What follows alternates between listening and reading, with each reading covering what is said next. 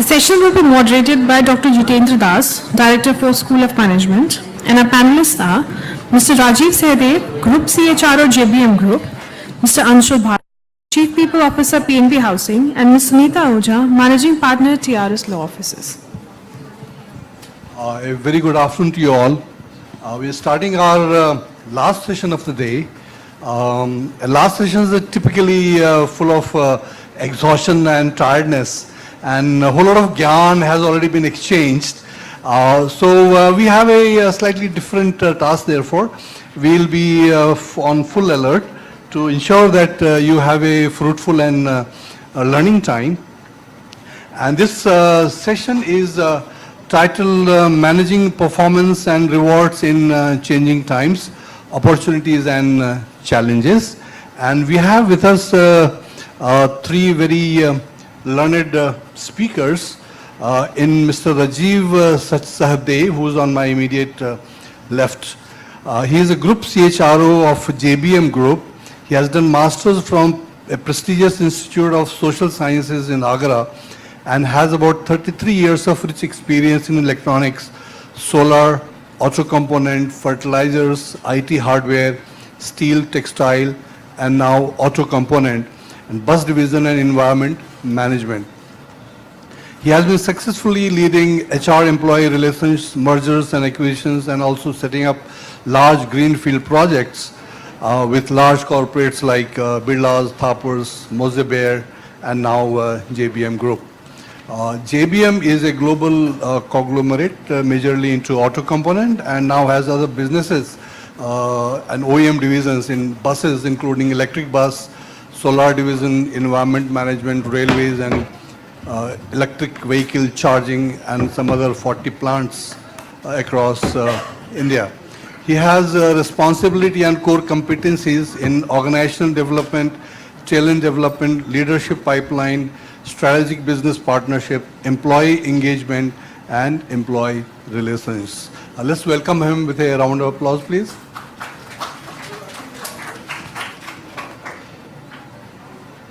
And we have with us Mr. Bhargava on my extreme left.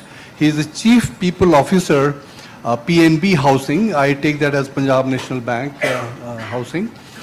He's a dynamic and result-oriented HR professional with over 25 years of experience.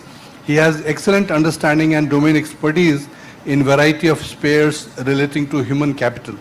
He has keen interest in mentoring and training, performance management, and cadre building. His last assignment was with Asset Reconstruction Company India Limited, and he has also served the Indian Army. So let's welcome him with a round of applause, please. And on my right is Ms. Sunieta Ojha. She is the managing partner with TRS Law Offices, so I assume that she is a lawyer. And she has over a decade of experience as a lawyer and is the managing she is managing TRS litigation practice for individual and corporate clients, covering commercial, corporate, and family law matters and involving appearance and arguments at courts and tribunals in Delhi and NCR. She has done her bachelor's and master's from Miranda House College and LLB from Campus Law College, Faculty of Law, University of Delhi. She has been awarded Packard Fellowship by International Institute of Education, San Francisco, USA, for her work on promotion of human rights of women and children. She has handled disputes across various forays, including Supreme Court, High Courts, other civil and criminal courts, tribunals, and appellate authorities. Let's welcome her with a round of applause, please. And you may be wondering who's this person who's trying to moderate the session. My name is here. Currently, I'm the director of FORE School of Management. We are a business school. I started my career in IT sector, those days computer companies.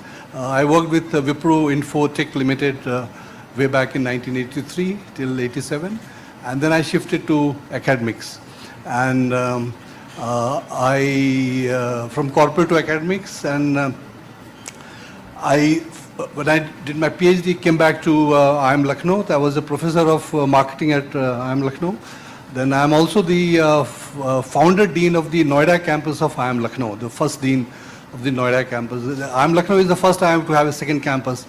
A lot of politics happened by other IIMs, So I was kind of, privy to handling all that, and we did reasonably well. And then I moved to FORE School of Management as director. So I've been with FORE School since January 2010. So I'll be completing about 9 years in a few months from now. As far as academic background is concerned, I have a bachelor's in engineering from IIT Delhi. Then I worked in the shop floor 2 years. Then came back to do management from IIT Delhi, MTech Management Systems.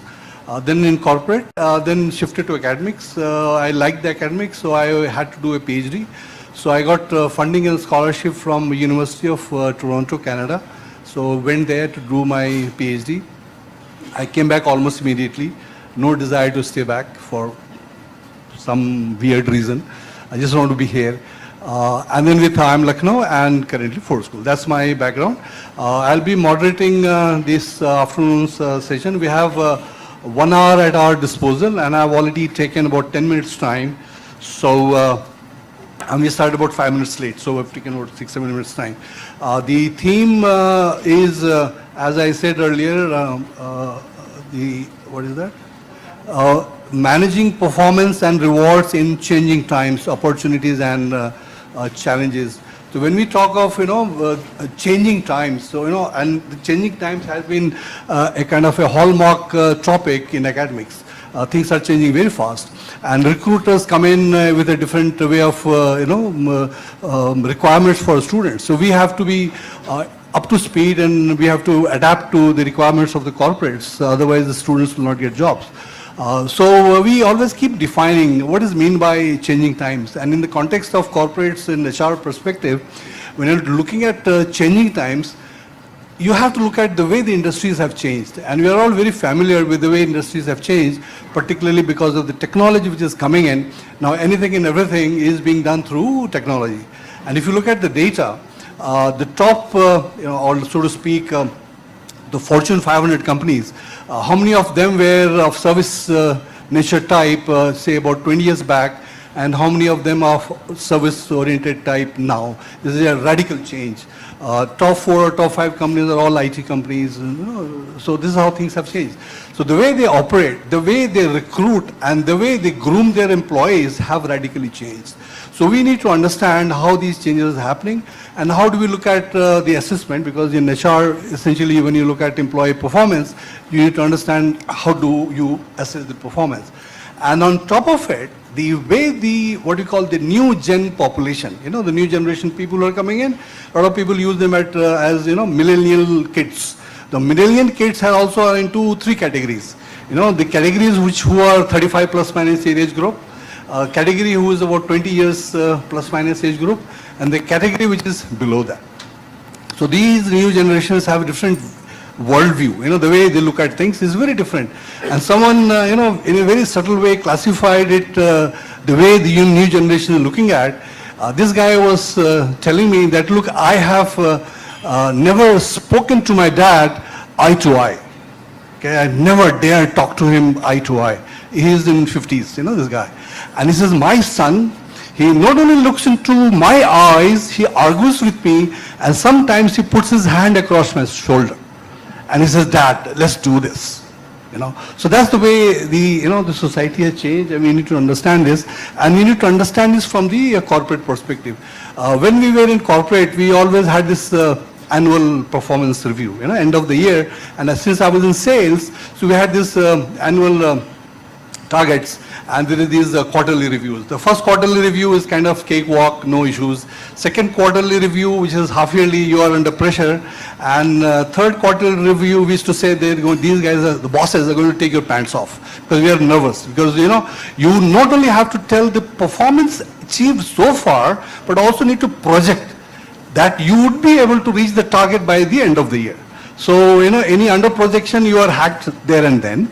And if it is over projection, then be ready to be hacked at the end of the financial year. So it was a very tough job. Now with the millennials coming in, technology coming in, the way works are being done in the job, things have changed drastically. Even in academics, you have the performance appraisal.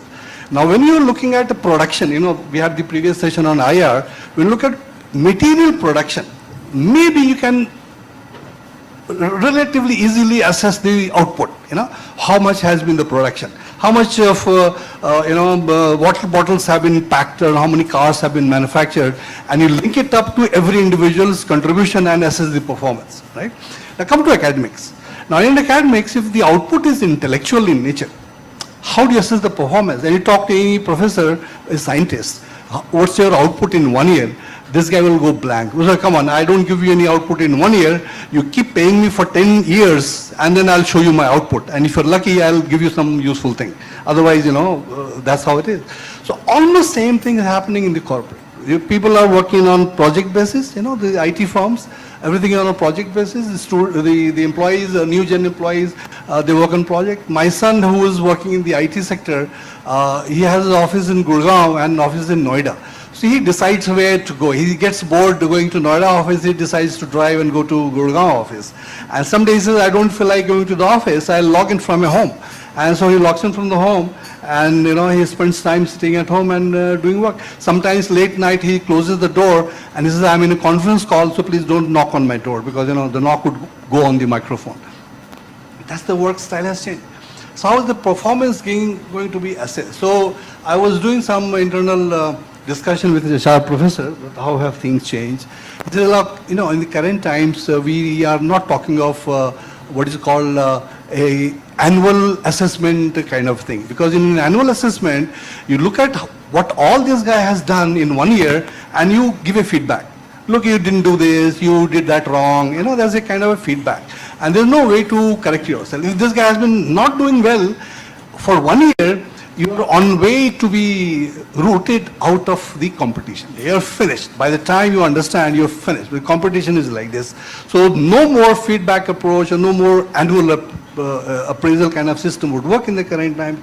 So how do you do the appraisal? So this is okay, it could be task-based, it could be on a continuous basis. You have on a regular feature, you have a system wherein a task is given and you have a marking based on the task, and you do something like that. So essentially, the objective is that if any work is not being done as expected, you should be able to intervene and look at it. So the model of appraisal shifts from a feedback to what we call the developmental model or feed-forward model.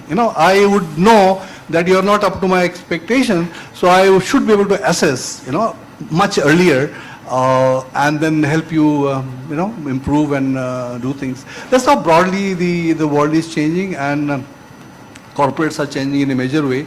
But we have three very learned speakers to share their views on this, and I would like to hand over the mic to them to share their experience on way things are being done in the current times, the changing profile of employees. And one very interesting point which I would like to mention here, the IT sector boom that happened in around 2000, 2001 in India, the contribution of IT sector in the GDP was, touted or said this is a major contribution to the GDP of India. If you look at the data then and data now, at that point of time, the contribution of the service sector, IT and IT is a service sector, in India was about 42-43% way back in 2002, 2003, around that time. Today is about 57.5%, there's 60%. The 60% is the contribution of the service sector in the GDP of India. And service sector requirements are very, very different than the manufacturing sector that we talked in the previous session in the perspective of IR. Now, if you look at the employment in the service sector, it is reported that about 29% of population, Indian population, is into the service sector. Now, this would include the unorganized sector. And the official data on the proportion of all people who are employed in India, what proportion is in the service sector? That number is mind-boggling, 70%. 70% of the all organized sector employees are in this service sector. Now, as a marketing professor, I know that we are dealing with a service sector marketing is way, way different the way you deal with for example, a manufacturing sector. I'm selling a TV is very different than selling a hotel. a hotel room. It's very radically different. So the entire concept is oriented on how was distinction, how do you handle things. Now similarly, if you're handling a service sector employee, vis-a-vis handling a chemicals manufacturing company's employee, there has to be a, radically different approaches. So that's the backdrop of this session today, and I'm sure our learned speakers would throw a lot of light on this. So I would request them to take about 7 to 10 minutes upper limit, and then if you have, I'm sure we'll have time, and then we'll come back to you and you could ask questions and learn more from their experiences. So over to Mr. RAJIV SAHDEV, please. Can I use the... Yeah, sure.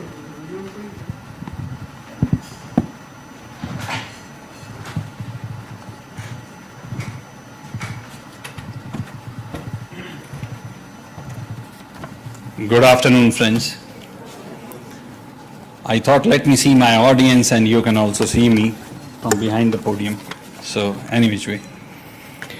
So what I'm going to share today is the learning or the impressions I have got out of these 33 years and the mistakes we have committed, and those mistakes have given us some insight. So these are some of the thoughts, although PMS is a subject and rewards is a subject which cannot be dealt in 5, 7, 10 minutes. But let us understand why performance and reward is important. It was important yesterday, it is important today, and it is going to be important in the coming times also. It is not that this is the first time this subject is being taught. Let us also understand what makes the organization succeed. We keep talking about certain phrases or we keep adopting certain practices which may not be absolutely the rightful way of doing things. So actually this performance and reward, if we talk of the challenges and opportunities, so my crux in a couple of minutes is, whatever market we are operating is, we should understand what we are operating and make the employee value proposition for those, and then deliver those values from the organization standpoint. Thank you so much. Later in the next discussion. Yeah, thank you very much. Yeah. That was quick, sweet and short with some points that you raised, and hopefully we'll come back to those points. Particularly we need to be sensitive to the potential of the employees. Now let's have Mr. Bhargava, please. Yeah. Now, since the precedence has already been set on coming on the podium, so I also am taking that liberty of coming and addressing from here. Right. As the name would suggest, I represent PNB Housing Finance, and that gave me an opportunity about 7 years back of turning around a PSU. It was a PSU which was languishing for good about 20 years, a fully owned subsidiary of PNB, and that's when they sold off 49% stake, and later on it's become a listed entity. And that's when we came on board and we got an opportunity to actually turn around a languishing PSU to the 5th largest housing finance company, as the fastest growing housing finance company with about 68% top line growth and so on and so forth. As a HR professional, as a HR team, when we came in, I had to information sharing. So we built up our engagement program on these 5 pillars, information sharing. So since we had to build that trust, we opened up all lines of communications, and then trust, of course, is the outcome of this, including communication, external, internal communication. So what engagement talks to me is bringing in a state of flow, and that's what makes an employee more productive.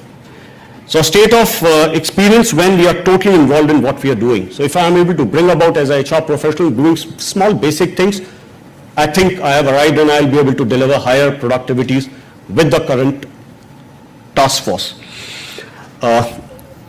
You want to give me a break and then I come back and review rewards? We'll come back after. Okay, sure. So I'll take on the rewards and the linkage between rewards and performance a little later. Yeah, thank you very much. Yeah, give a hand, please. Yeah, yeah.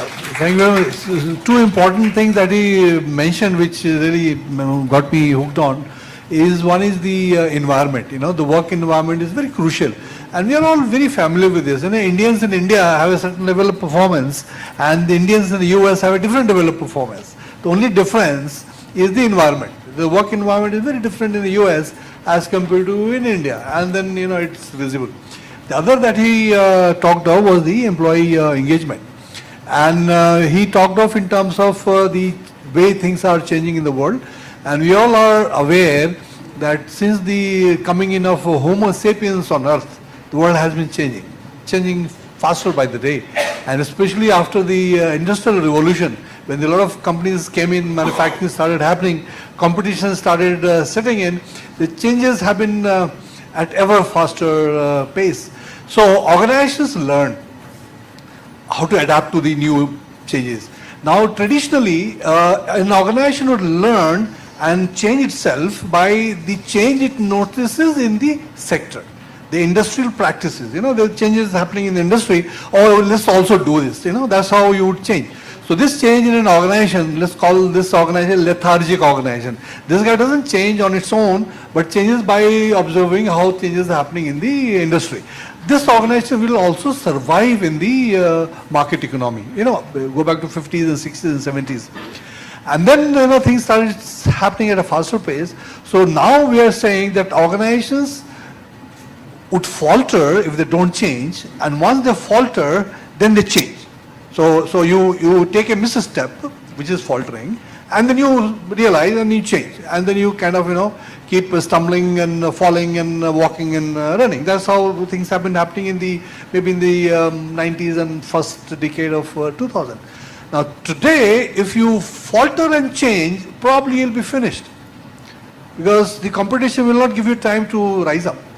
There are umpteen corporate examples where a good example coming to mind immediately is a Nokia. Nokia faltered, and it's a Herculean task for Nokia to come back with so much of billions or millions of dollars being pumped in. Now they have come up with their smartphone. Just recently, the first launch failed, so now the second launch of Nokia smartphone. Imagine Nokia a ruling king in the mobile phones. The first smartphone launch failed, which means a few millions of dollars have gone down the drain. Right? So today you cannot falter and change, which means you have to foresee the future and bring in the change for the industry. If you're able to do it, you'll survive. Otherwise, your days are numbered. So that's how you were wanting to highlight the point, and this is very important for us to take note of. Now let's have Ms. Sunieta Ojha for her views on this. Yeah? You have a mic? Why should I give you my mic?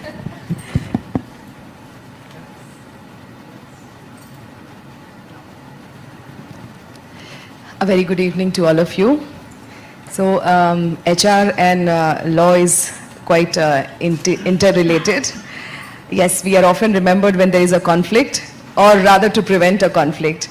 So when I was given this topic, performance and reward, to my mind, I'll just start with the experience as a lawyer in my last 15 years of journey. So I remember handling a case in 2003 with my senior. At that point of time, this was one of the big fours, and I remember the entire company, the entire organization stood by a very senior officer, because he was a great performer. He was a revenue generator. The entire organization stood by him, including the board. So what if he would use some abusive language? So what if he had some attitudinal problem? So what if he threw files or papers? And lot of things that needs to be explained. So it's fine. Of course, as far as the millennial, the new, they are great in lot of things. But at the same time, with respect to the privacy laws, with respect to the confidentiality, you would find people talking about their remuneration very openly. And I think that is something very, it's not a done thing. Where you're standing, you're traveling in a lift and you're talking about, oh, I'm being paid this, I'm being paid that.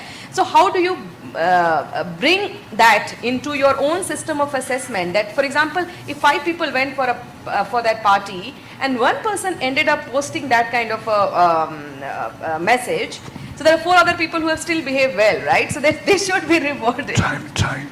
So, from my perspective, I think as you handle your challenges, as you prepare yourself, as you deal with it, you need to maintain a transparent, well documented and accountable system. Thank you. Thank you very much. Yeah? That was the new perspective on the theme. We have been going around and around on the traditional way of thinking. The world changing, IT coming in, technology changing, but the social changes that is happening is very important. And this is what she did. She has done a wonderful job of contributing and highlighting this. Laws changing. I recollect when I was in Canada. I had some discussion. So a local guy, what we call the Gora bolte, a local guy tells me, Jitendra, no, you can't talk like this. I said, like what? I said, no, here you can't talk. The matter was that I was involved in the student government thing, the student union, they call it government. And then we had to talk to some people for assigning them some activities. So I was wanting to know whether that person is a male or a female. That's all. So the task can be assigned. So no, you cannot ask that. When you have the CV doesn't write male or female, right? And you cannot ask male. You cannot ask the age of that person. You cannot ask the family background of that person. And of course, you can never ask the what they call sexual orientation of the person. These are all illegal, not taboo, they're illegal. You cannot ask those. If you ask those questions, you could be charged of being discriminatory in your practice, and discriminatory is unlawful activity there. So, we are still coming up to that level, and maybe a few years down the line, we will have those issues, because there was a student who was wearing that rainbow tag on his shoulder here. He was from the LGBT. So I didn't know what is this. So I thought it's just one of those funky badges this guy has. And then one of the Indian friend told me, have you seen this guy? I said, like what? He said, have you seen that? I said, yeah. So what is that? I said, no, I mean, people put badges. No, he's from LGBT, So those guys would put it on, and this is how they do it. And this guy is openly saying, I'm LGBT. So, when you should change your mind and you shouldn't be biased and things like that. We from India, we still, mental block, and we used to kind of, talk to each other, hey, yaar, kya hai, yaar, kaise, But there it is kind of done thing, there's no issue, you're not supposed to do it. So India will be there, and Indian society being so hard on what you call the traditional way of doing and thinking, I don't know how the corporates will take it up, because it will start happening. And tomorrow when you start asking those questions, those guys may go to the court that I am being discriminated because of this, and then she'll be in demand for handling those cases. Yeah, and I'm able to recollect one a reference from a book which we studied when we were in doing our engineering first year. The two books relevant here when you said the privacy issues. The one book was called 1984 in words. N-I-N-E, the name of the book. George Orwell, some of you may be able to recollect. The other book was The New Brave World. Both the books were around the same theme, more or less, a different setting. The book was all about that in times to come. The 1984 book title, written in 1955 or 56, said that by 1984, the world will be like this, which was also referred to in the Brave New World. And the theme was, the underlying catchword in the Brave New World, the Brave New World book was, the big brother is watching. That means there is no secrecy. The babies are manufactured in the factory. By the job profile, they'll be required to undertake in their lifespan. So they'll, they're born in, they're actually manufactured in factories, and they're trained like that, and they're mentally oriented like that. So a sweeper would think the sweeping is the best job in the world, because they're psychologically, trained like that, and likewise. So you are supposed to operate like that, and anyone who deviates would be tracked, because the book says that it will be known to the big brother that you are deviating, and you will be penalized. So a sweeper desiring to do a doctor's job, for example, or let's say driver's job, as people desiring to do driver's job would be penalized. So this was known to the Big Brother. So we are in the world today. It didn't happen in 1984, it's happening now. Anything and everything you do, entire world knows that I'm sitting here. I have not told anyone except my office. Right? Google would want to know, my Airtel would know where I am. Yeah? So there's no secrecy. So unless there was a episode which said you switch off your phone. There was a program on Discovery Channel, one of these channels. This guy was asked to switch off phone, and he was still tracked.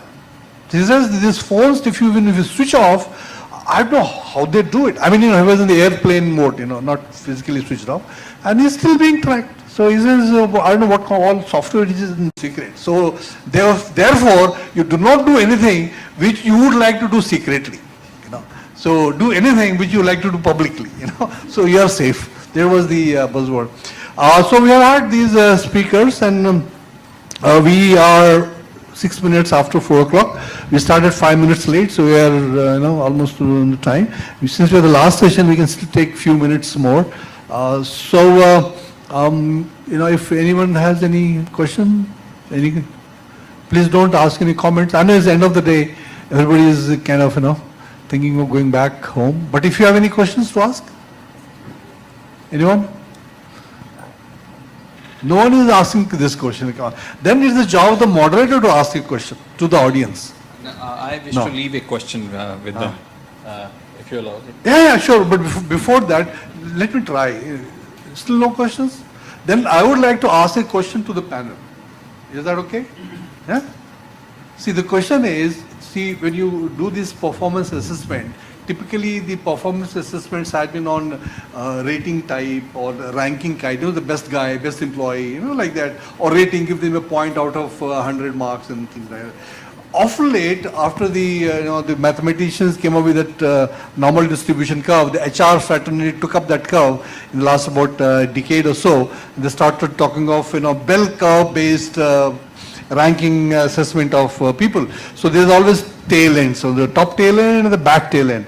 So the bulk is in that frame between. That's okay, and the lower tail end is to be hacked, thrown off. And the top tail end, which is the head, the high performers, are to be superiorly rewarded. This is how it was. But now with the world changing, particularly the social changes that is happening, the way you can't do an appraisal once a year. So how do you think corporations are actually trying to cope with this? Is there any initiative that is being taken by the company, or they are only talking in conferences and nothing is happening? So your performance and rewards are actually setting the tone and the culture for your organization. So beware.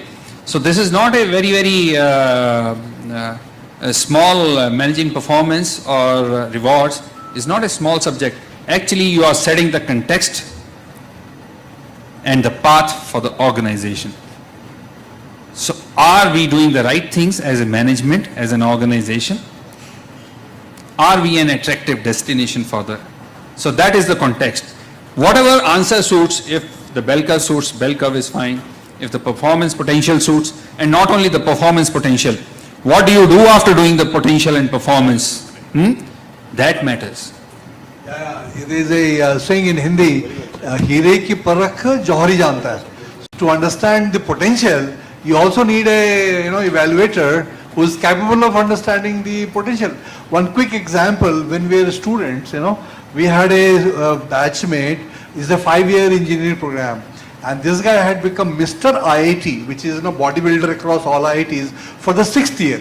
So when we used to introduce him, so he said, "Oh yeah, Mr. IIT for 6 years." He said, "No, don't do that, insulting to me. Call me only 5 years, okay, not 6 years. 6 years means he's failed 1 year." She was that kind of a guy. He's always into all that bodybuilding and all that. Sardarji, a sick guy. So when the final semester came, 5th year final semester, we were looking for jobs, and we were wondering ki isko kaun job dega, like that. And we were all working very hard to prepare for the interviews and all that. And the one company came from Dubai or Middle East, Saudi Arabia. One company came, and they put up everything and salary in dinars and all that. So very good, attractive salary. So a lot of people applied. and I also applied. And I got job in Shriram Chemicals and Grace Fosiko Pune. I joined Shriram Chemicals that time, JBM Group. So this guy they picked up only one guy, and he was the guy who was picked up by the job. So the student got curious, ye kya chakkar hai yaar? So one guy we assigned, you go and, one gusty guy, go and find out that what was the criteria, so that we also learned. So those guys said that this job where we are taking him is a tough job, it's a oil refinery, and there is a lot of outdoor work, and it's a very hot climate and all that. This guy is a bodybuilder, very strong physically. We don't want mentally smart guys in that job. So that's why we want to. So this is identification of the potential. And then we realized that हम लोगों को bodybuilding करना चाहिए. So you see, so you need also a jury, a guy who is smart enough to understand the potential and shape it up. If you can't do that, then identification of potential is only in the book. You keep identifying this guy is a pentagon, but he continues to be a circle guy, and then you keep putting him in pentagon se hexagon kar diya, फिर भी fit नहीं हो रहा कहीं पे. Why? Not the fault of the employee, but fault of the evaluator. So this can happen. So we need to be cautious and careful. I think we have had a good input from the panelists, and particularly no question asked by the audience was amply rewarded by the panelists. So we have to give them a good round of applause. They've done a great job. And thank you all for listening to us patiently and not disturbing us. Thank you. And also the CII should take care of us a little well, because we talked about beyond performance also. Yeah, thank you. Thank you.